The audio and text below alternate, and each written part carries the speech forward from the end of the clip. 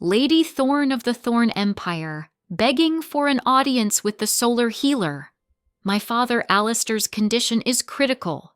We need the solar healer's miracle serum immediately.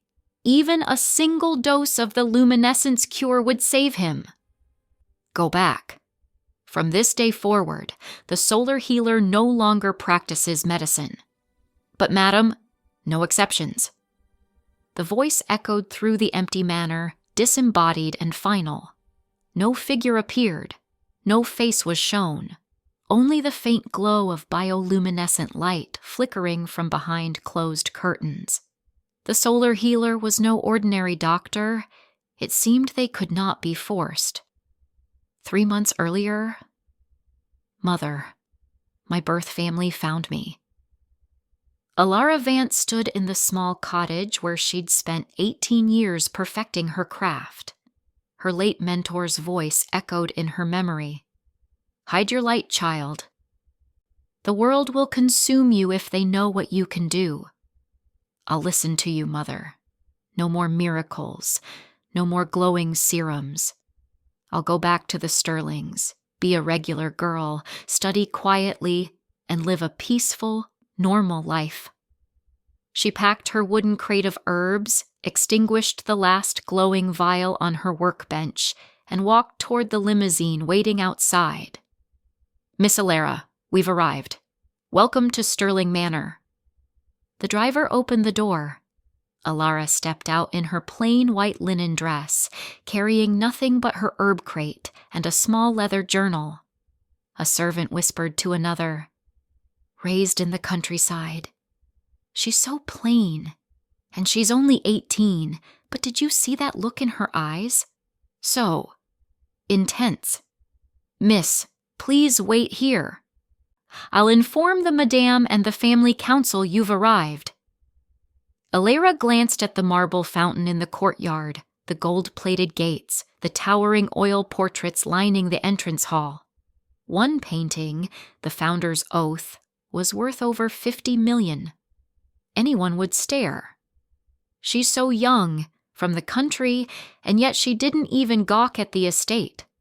That actually surprises me. Well, she grew up outside civilization. Even if she sees fine things, she doesn't know their value. Inside, Madame Sterling sighed to her husband. I don't ask her to make me proud. I just pray she doesn't embarrass us or cause trouble. That would be enough. Let's go. After you, Miss Elara. The library doors opened. Granddaughter Elara Vance greets the Sterling family council. The 5 elders sat in a semicircle, hands folded, expressions ranging from curiosity to disdain. Behind them hung the portrait of the family matriarch.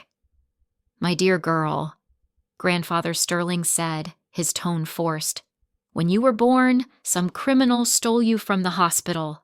We're so relieved to have found you. Now that you're here, the Sterling bloodline is complete.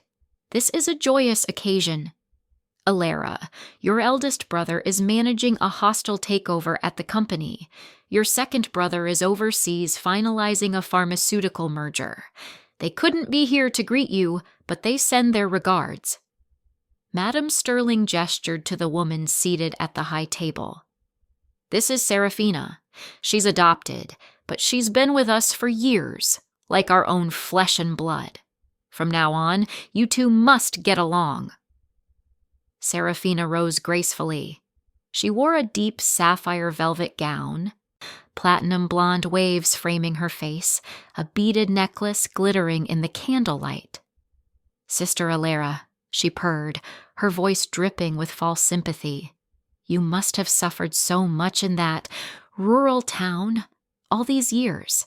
Now that you're home, if you feel lost or don't understand our world, please come to me. I'll help you adjust.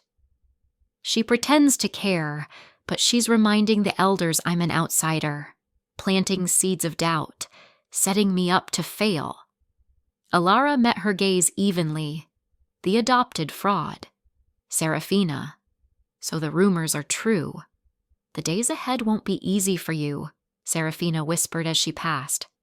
Grandfather cleared his throat. Elara, we're glad you're home. You are blood after all. But you've been raised away from us for 18 years. Wild, not refined like those who grew up here. From now on, you must put the family's interests first. Every word you speak, every action you take, represents the Sterling name. Do you understand? Yes, Grandfather. Madame Sterling didn't even rise from her seat. No embrace, no warmth, just cold formality. She didn't even pretend to be a loving mother.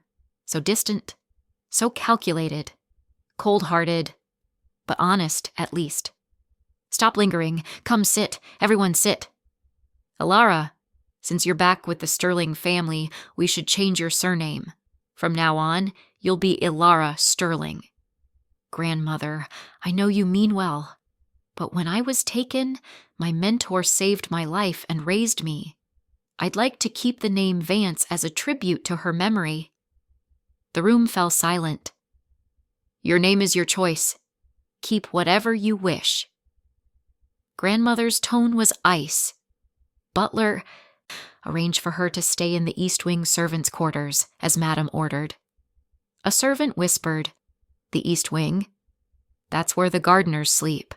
Miss Elara must have angered Madam already. Don't worry, Mother, Seraphina interjected sweetly. I'll send some attendants to teach her our family etiquette.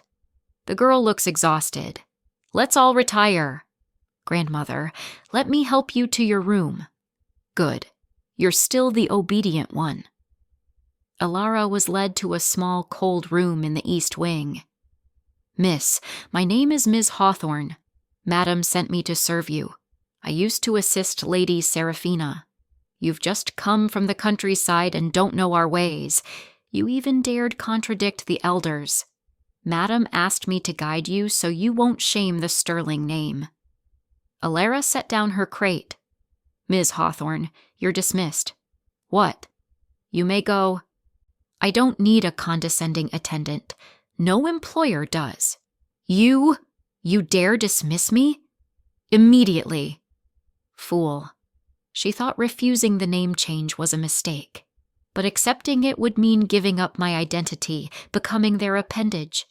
The Sterling family is the Sterling family. I am me. I never wanted to be their puppet. If the elders are kind, I'll remember it. If they're cruel, I'll remember that too. The next morning, Seraphina appeared at Elara's door, holding a small velvet box. Little sister, I hope you're not upset about yesterday. Grandmother was only trying to help. You grew up in poverty, so you're a little rough around the edges. But the Sterlings care deeply about refinement and reputation. If you don't learn quickly, the elders will never accept you. She opened the box, revealing a glowing vial, an imperfect serum Elara had discarded weeks ago. This celestial elixir was Grandfather's gift to me on my 16th birthday.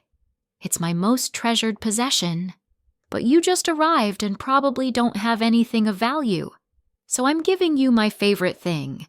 I hope you won't hold it against the family for favoring me. She's giving me a stolen, unstable formula and calling it a gift. If I keep it and it's discovered, I'll be accused of theft. If I refuse, I'll be accused of arrogance. They favor me because I'm brilliant and deserve it, not because of blood. Remember that. So you're jealous. You think I've stolen your place. Fine. Let's play. Take it back, Seraphina. What? Ms. Hawthorne, take this to Grandmother. Tell her this gift is too valuable for a newcomer like me. Ask her to return it to Lady Seraphina personally. That evening, the family gathered in the library. Seraphina stood trembling. Grandmother, I don't understand. I gave that elixir to Elara out of kindness. Why is she returning it through the servants? Does she think it's poisoned? Grandfather's face darkened. Elara, is this how you repay your sister's generosity?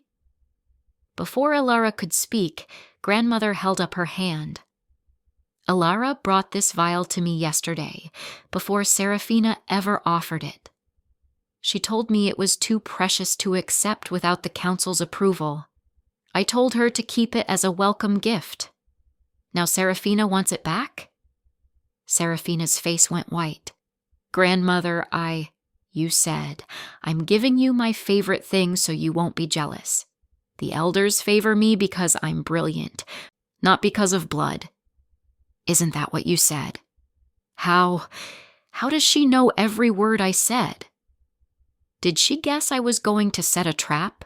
Did she record me? Elara's voice was calm, measured. You said a lady doesn't take what others treasure. But then you insisted if I didn't take it, I must be holding a grudge for stealing your place. So I asked Grandmother's counsel. She said it was your kindness, so I should accept. Now I've accepted it, and you claim I stole from you. What exactly do you mean, sister? Grandmother, I didn't mean... Enough. Grandfather stood. Seraphina, what you did today was unbecoming. The Sterling family rewards merit and loyalty, not manipulation. Seraphina's hands trembled. Elara met her gaze across the table. The candlelight flickered. On the table between them, 3 glowing vials on Elara's side. A pile of counterfeit pills on Seraphina's. The fraud versus the healer. Let the game begin. Before we continue, hit subscribe, like this video, and tell me in the comments where in the world you're watching from. I believe this story found you today for a reason. The first dinner bell rang at precisely 6 p.m., echoing through the marble halls of Sterling Manor like a death knell for Elara's hope of family reconciliation. She descended the grand staircase in her simple white dress, her auburn braids still damp from washing the travel dust away. The dining hall doors stood open, revealing a table set for 7. Crystal goblets caught the light of 3 golden chandeliers. Servants moved in choreographed silence, setting down silver platters of roasted duck, truffle risotto, and wine that cost more than most people's monthly rent. Elara paused at the threshold. Grandfather Sterling sat at the head of the table, reading the financial section. Grandmother presided at the opposite end, adjusting her pearl necklace. Madame Sterling, Elara's biological mother, sat beside Seraphina, who wore a different gown now, this one the color of aged wine with gold embroidery at the collar. They were laughing about something. An inside joke, probably. 18 years' worth of inside jokes. No one looked up. Elara cleared her throat softly. Grandmother, should I... Ms. Hawthorne, Madame Sterling interrupted, dabbing her lips with a cloth napkin. Why is the girl standing there? Didn't I give clear instructions? The elderly attendant appeared from the shadows. My apologies, madam. Miss Elara, your meal has been prepared in the kitchen. Cook left a plate by the wash basin. Grandfather finally glanced up, his expression unreadable. The family dining table is reserved for discussions of business, legacy, and matters of importance. You've only just arrived. You haven't earned a seat here yet. Earned? Elara repeated quietly. Proven yourself, Seraphina clarified, her voice honeyed. Father means you should establish your value to the family first. I didn't eat at this table for my first 6 months here either. It's tradition. A lie. Elara had done her research. Seraphina was seated at formal dinners within a week of arrival, lauded as a prodigy for reciting medical terminology she'd memorized from stolen textbooks. I understand, Elara said. Forgive my presumption. She turned and walked toward the kitchen, her footsteps silent on the cold tile. Behind her, she heard grandmother's voice. See? No tantrum. No tears. Perhaps there's hope for her after all. Or perhaps she's too simple to understand she's been insulted, Seraphina whispered. Laughter followed. The kitchen was vast and empty. The servants had already eaten and retired to their quarters. On a wooden cutting board near the sink, someone had left a plate, half a serving of plain rice, overcooked vegetables, and a heel of yesterday's bread. Elara ate in silence, standing. When she finished, Miss Hawthorne reappeared. "Miss Elara, I'll show you to your accommodations now." They walked past the guest suites with their four-poster beds and silk curtains, past the servants' quarters with their modest but clean rooms, all the way to the East Wing's outer building, a converted gardener's shed with a single cot, a cracked mirror, and a window that didn't fully close. "Breakfast is at dawn," Miss Hawthorne said flatly. "Don't be late."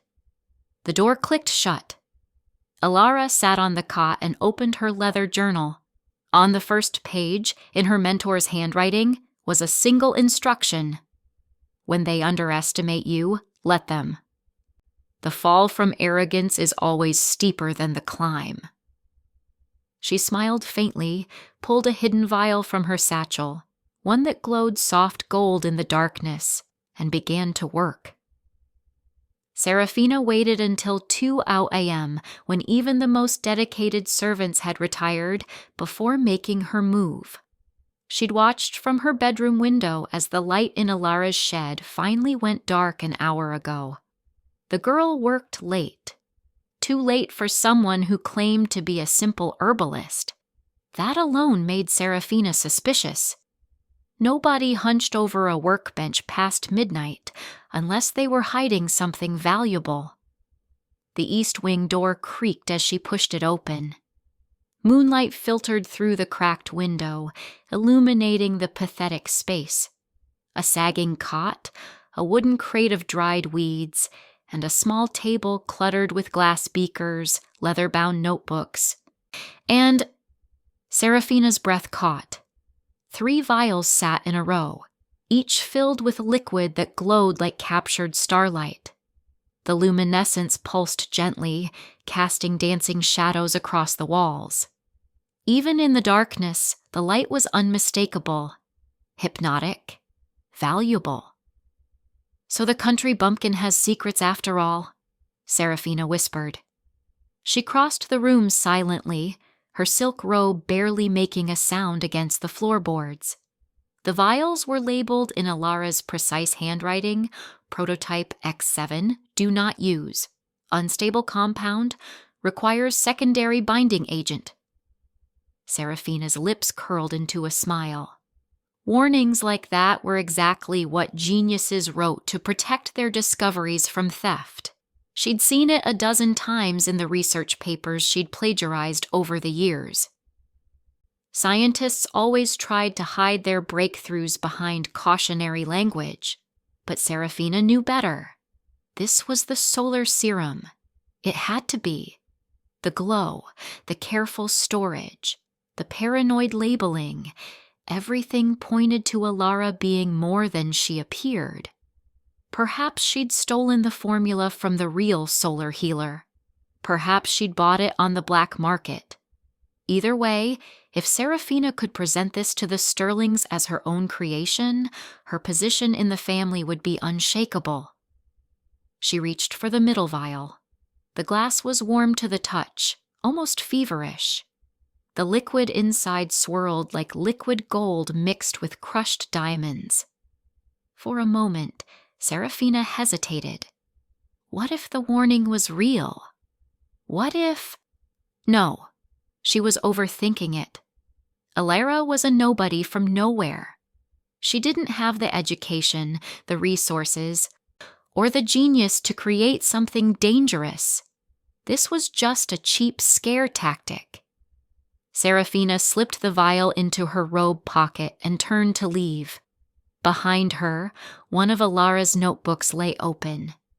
On the visible page, written in red ink and underlined 3 times, X7 prototype reacts violently to human tissue, causes necrosis within 72 hours if administered without neutralizing catalyst. lethal in current form. But Seraphina was already gone. Back in the shed, Elara's eyes opened. She'd been awake the entire time, lying perfectly still beneath her thin blanket, listening to every footstep, every breath, every rustle of silk. She sat up slowly and looked at the empty space where the vial had been. "Right on schedule," she murmured. From beneath her cot, she pulled out a locked metal case. Inside were 12 identical vials, each glowing with the true solar serum, stable, perfected, and safe.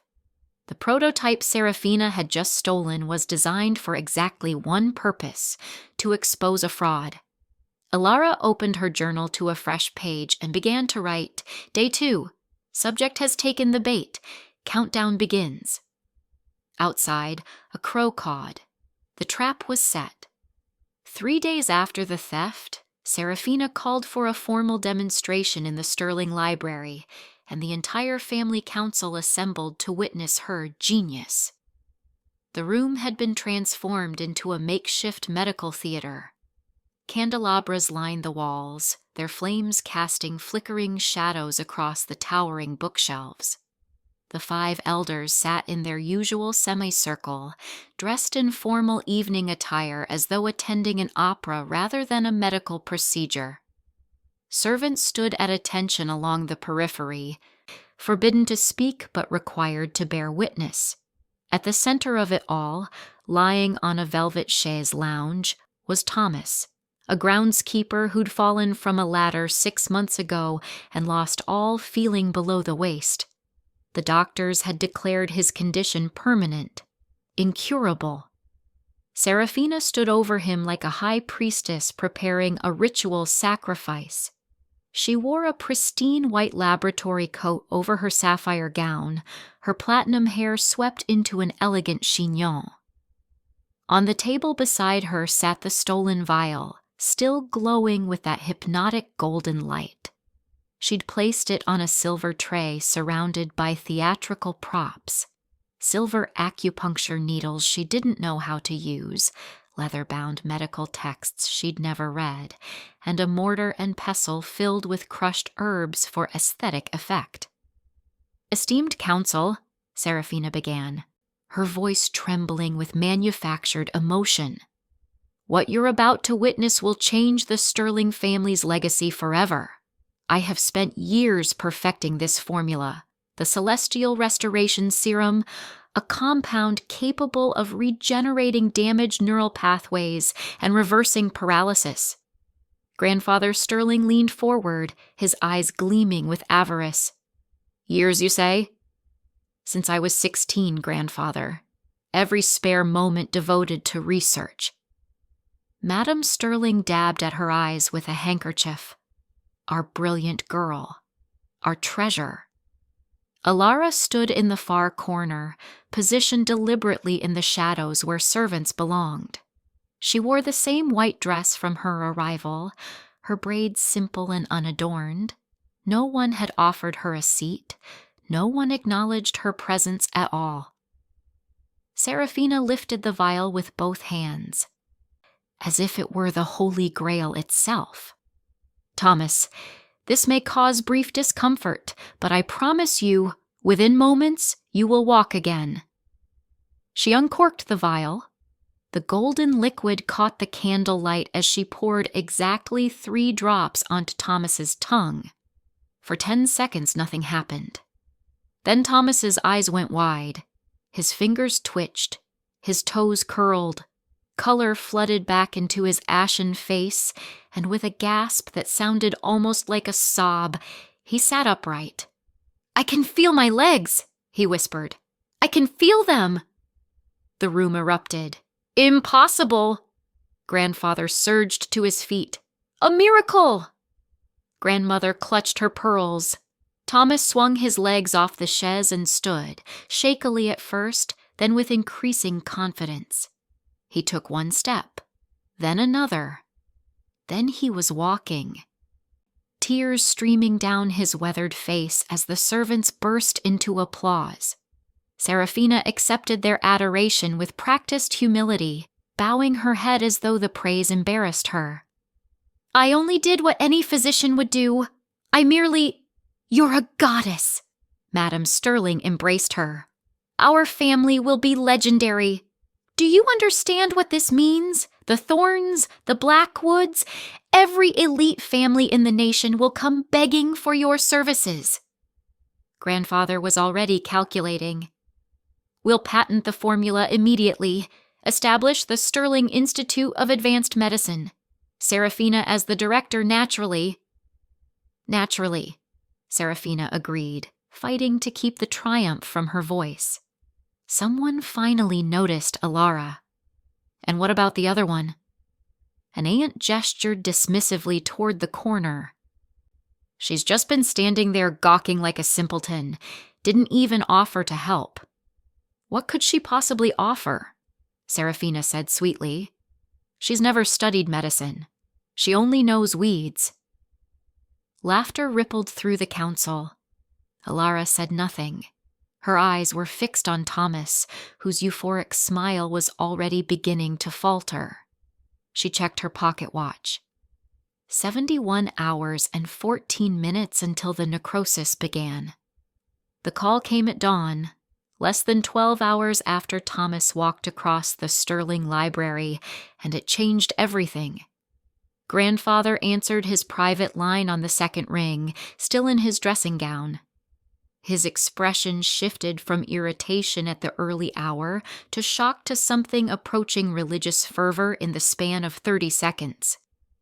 "Yes, Lady Thorne. Yes, I understand the urgency. Of course. Our prodigy will be honored to assist. We can be there within the hour." He hung up and immediately bellowed for the household staff to assemble. Within minutes, the entire Sterling family stood in the main hall, even Elara, who'd been dragged from the gardener's shed still wearing her nightdress beneath a borrowed coat. Seraphina descended the grand staircase in full makeup and an emerald morning gown, as if she'd been expecting this exact summons. "That was Lady Victoria Thorne," Grandfather announced, his voice trembling with barely suppressed excitement. "Her father, Alistair Thorne, has fallen into a terminal coma. The finest doctors in 3 countries have declared him beyond hope. He has 72 hours at most." Madame Sterling gripped Seraphina's shoulders. "She's heard about the miracle in our library. She wants you to save him." "Me?" Seraphina's voice was perfectly calibrated between humility and confidence. "Grandfather, I've only performed 1 successful treatment. Mr. Thorne's condition sounds far more severe." "The Thorne Empire is worth $47 billion, Grandfather interrupted. "Lady Thorne has offered $500 million as a consultation fee alone. If you save him, she's prepared to sign over a 10% equity stake in Thorne Pharmaceuticals as gratitude." The room went silent. 10% of Thorne Pharmaceuticals was roughly $4 billion, enough to make the Sterling family not just wealthy, but untouchable. Generational wealth that would cement their name in history. Grandmother was already mentally redecorating the estate. "We'll need a new wing, a proper medical research facility. Perhaps we should buy the property adjacent. Can you do it?" Grandfather fixed Seraphina with an intense stare. "Can you save Alistair Thorne?" Seraphina hesitated for only a heartbeat. In that fractional pause, she thought of the stolen vial, now empty. She thought of Thomas walking, the elders' worship, the intoxicating taste of being irreplaceable. She thought of Elara standing silent in the shadows, worthless and forgotten. She thought of $4 billion. "Yes," Seraphina said. "I can save him." The family erupted in celebration. Madame Sterling actually wept. Grandfather began drafting the contract terms aloud, his voice booming about publicity rights and exclusive licensing agreements. No one noticed Elara slip away. She returned to the shed, opened her leather journal, and wrote in precise script, "Subject has committed to lethal administration. Patient, Alistair Thorne. Projected mortality window, 72-96 hours post-treatment. The Sterlings have chosen greed over caution. The consequences will be irreversible." She underlined the last word 3 times. Then she pulled out a sealed vial, the real solar serum, stable and perfect, and tucked it into an inner pocket.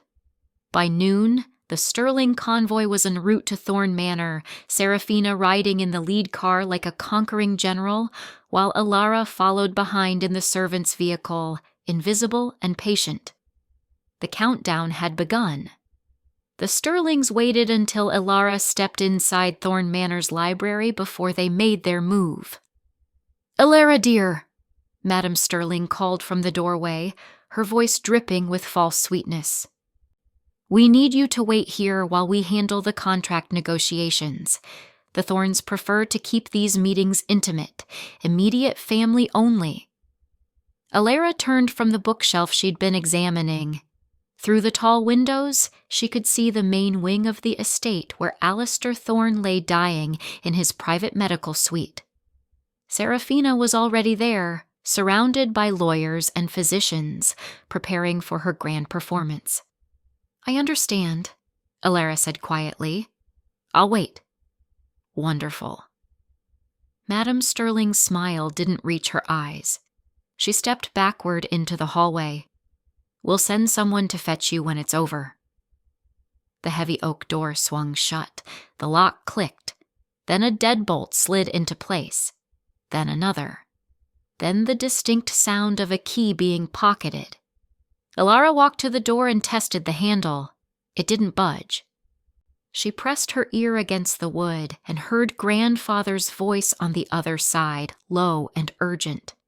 "Are you certain she can't get out?"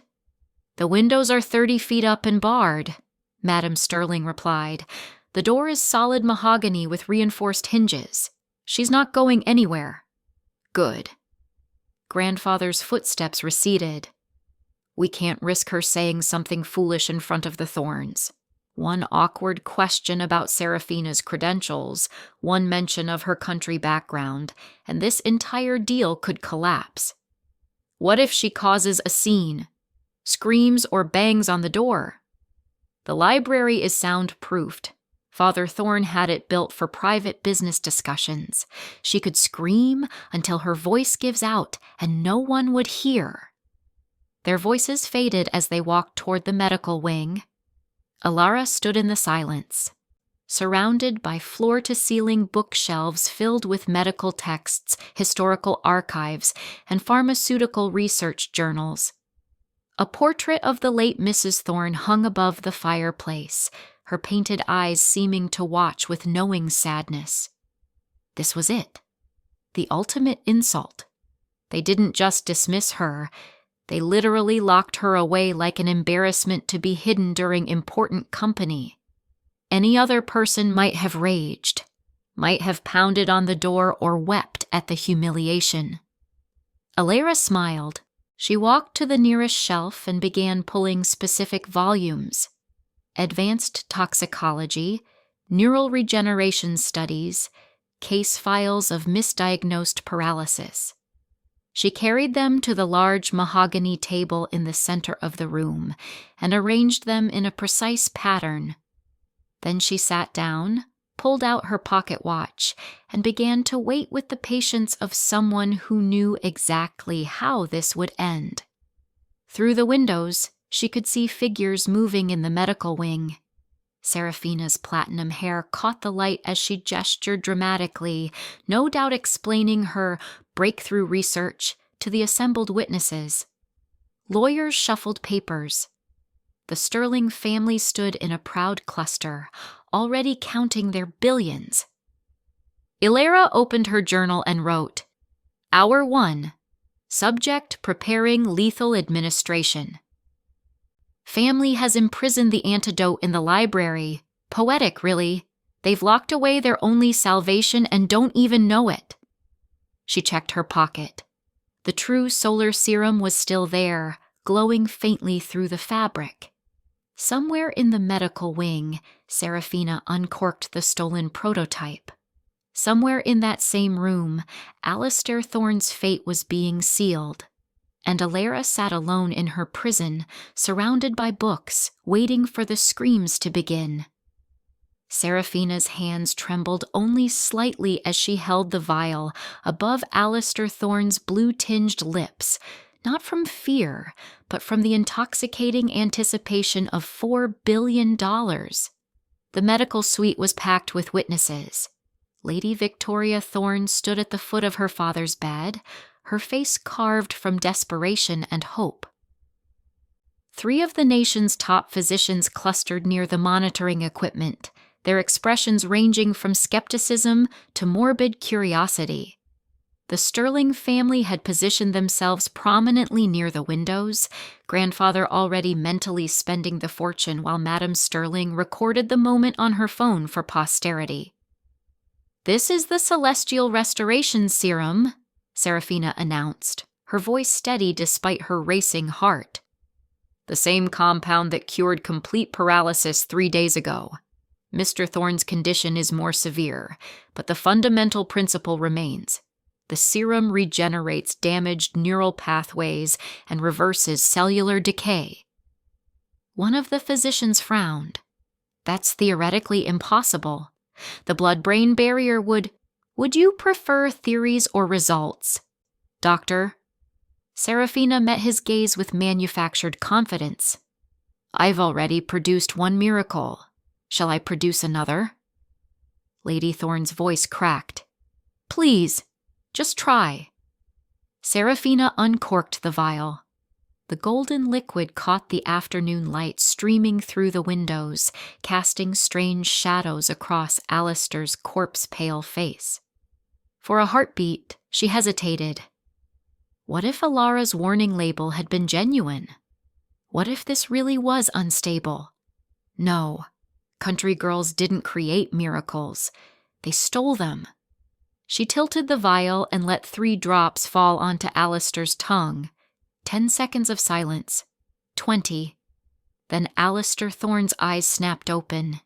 The room gasped collectively. The heart monitor erupted with activity, beeping frantically as his pulse jumped from 40 beats per minute to 70. Color flooded his cheeks. His fingers curled. His chest rose with a deep, shuddering breath. "Victoria?" His voice was hoarse but unmistakably conscious. Where am I?" Lady Thorne collapsed against the bed, sobbing. "Father! Oh my God, Father!" The physician swarmed, checking vitals, shining lights in his eyes, documenting what they were witnessing with shaking hands. Blood pressure normalizing, neural responses present. This is impossible." Alistair sat up slowly, assisted by his daughter. He looked around the room with clear, focused eyes. "How long was I unconscious?" 3 weeks, Mr. Thorne," one doctor whispered, his voice reverent. "You were declared terminal yesterday." "Terminal." Alistair's laugh was weak but genuine. He turned to Seraphina. "And you brought me back?" Seraphina bowed her head modestly. "I only applied my research, sir. The credit belongs to years of study. Genius," Grandfather Sterling proclaimed. "Pure genius." Lady Thorne stood, composed herself with visible effort, and withdrew a tablet from her briefcase. "Miss Sterling, my father is awake and coherent. As promised, I'm authorizing the initial payment immediately." Her fingers moved across the screen. $500 million transferred to Sterling Medical Enterprises as of now. Madame Sterling's phone chimed. She glanced at the banking notification and went pale. It's confirmed. The money is in our account." The Sterling family erupted in barely contained celebration. Handshakes, embraces, tears of joy masquerading as relief. Alistair Thorne swung his legs off the bed, testing his strength. I feel 20 years younger, like I could run a marathon. You should rest. Father, Lady Victoria cautioned. Rest? I've been resting for 3 weeks. He stood, wobbled slightly, then found his balance. Tomorrow I'm returning to the office. Tonight, we celebrate.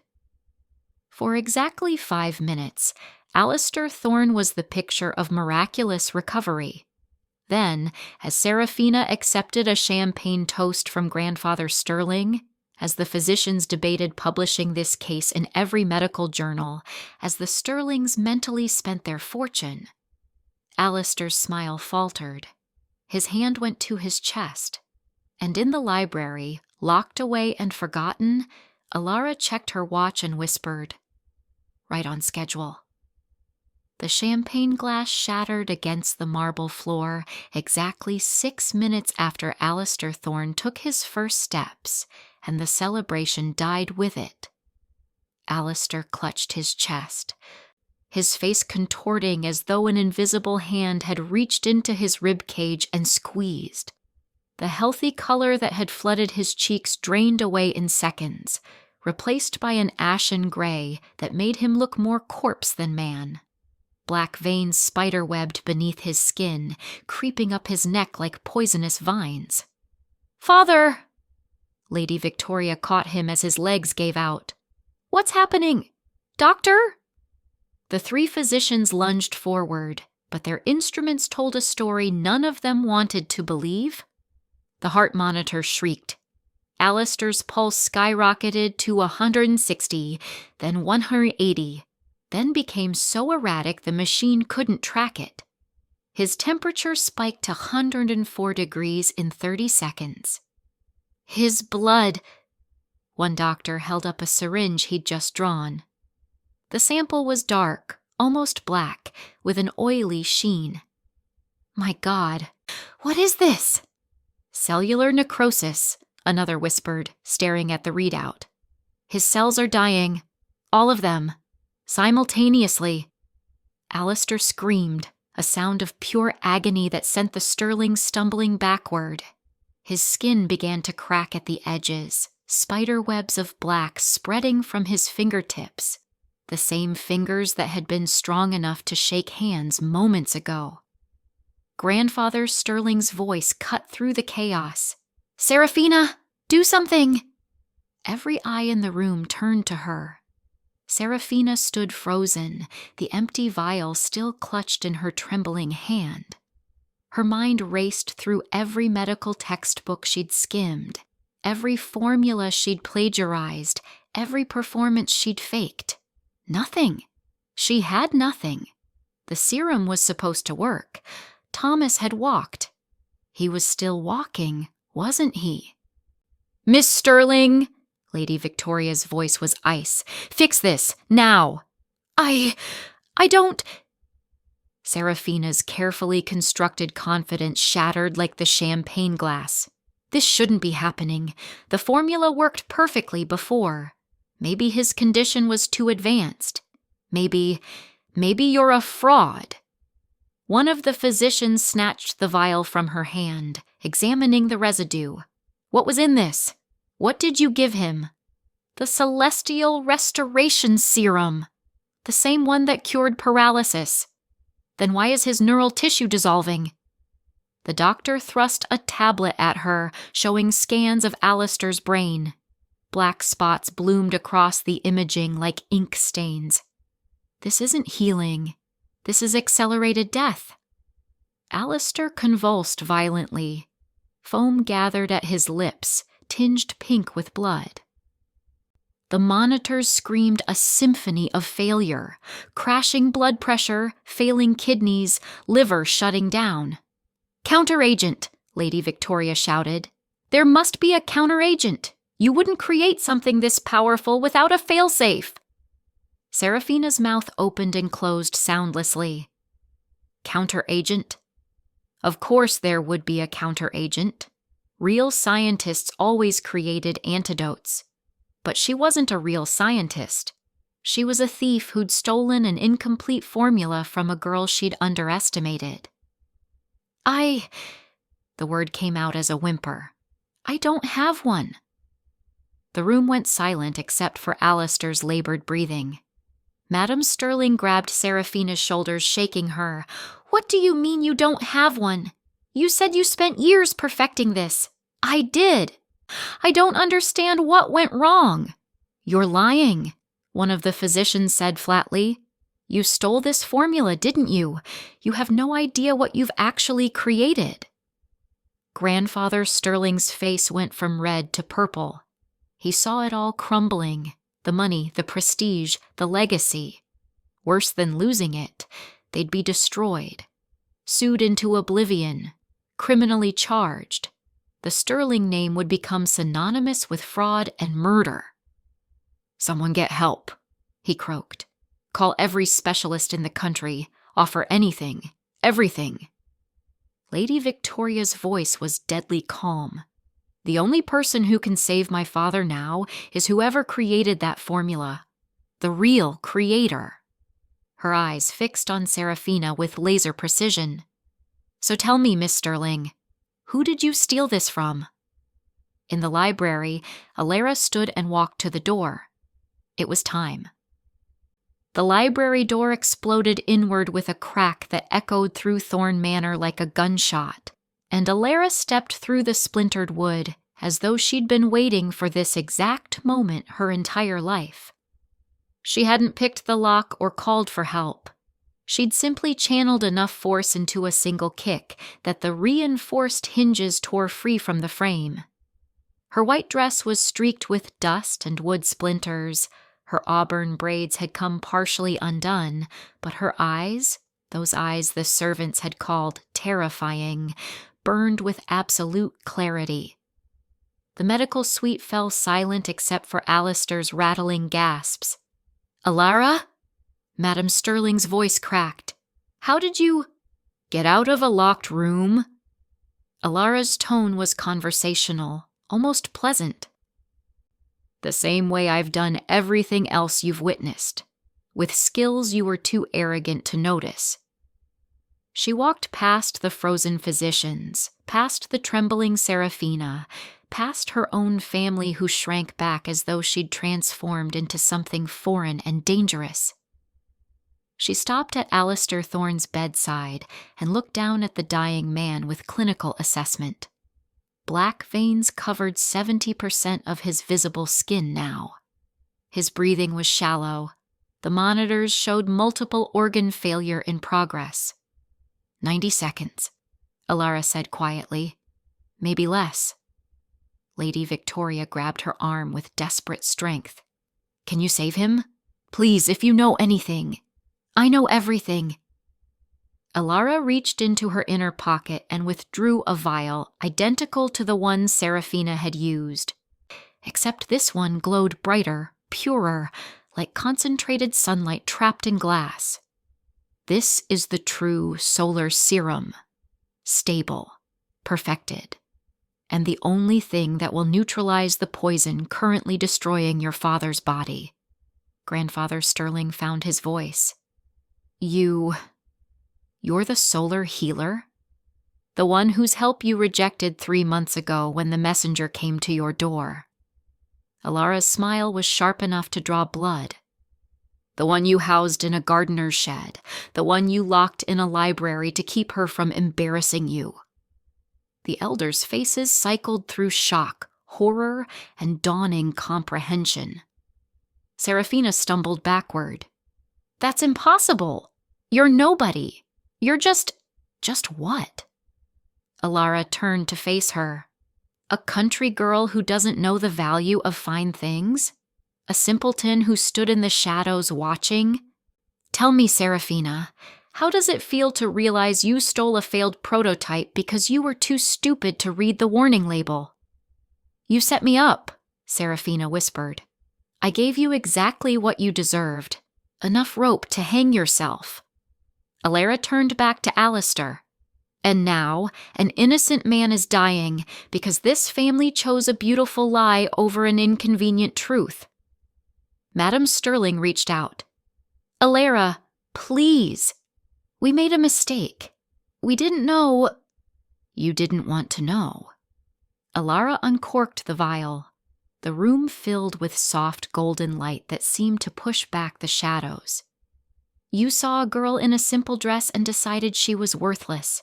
You saw a fraud in designer gowns and declared her a goddess. She held the vial over Alistair's lips. This is the choice you made. Now watch what you threw away. 3 drops of true sunlight fell.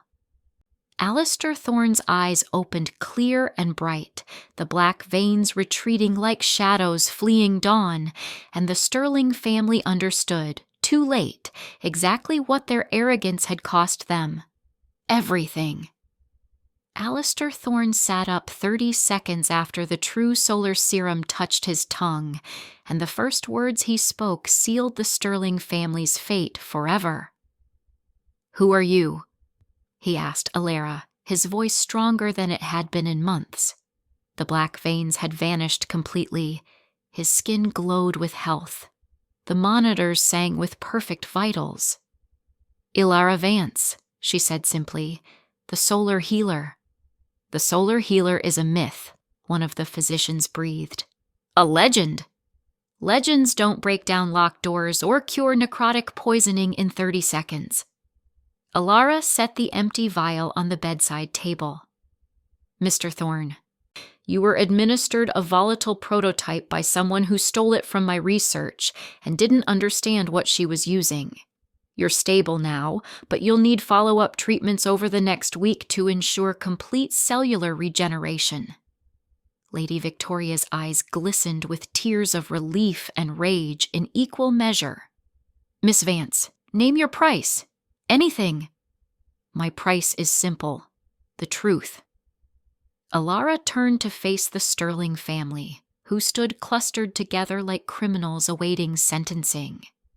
"These people will claim they brought me here as part of their medical team. They'll try to share credit for your recovery. Don't let them." Grandfather Sterling lurched forward. "Elara, you're still family. We made mistakes, yes, but nothing." Her voice cut like surgical steel. "You imprisoned me to protect your fraud. You treated me like a shameful secret while parading a thief as a genius. You made your choice. Now live with it." Madame Sterling's face crumpled. "We'll give you anything. The estate, the company, all of it. Just don't destroy us." "I don't need to destroy you. You've done that yourselves."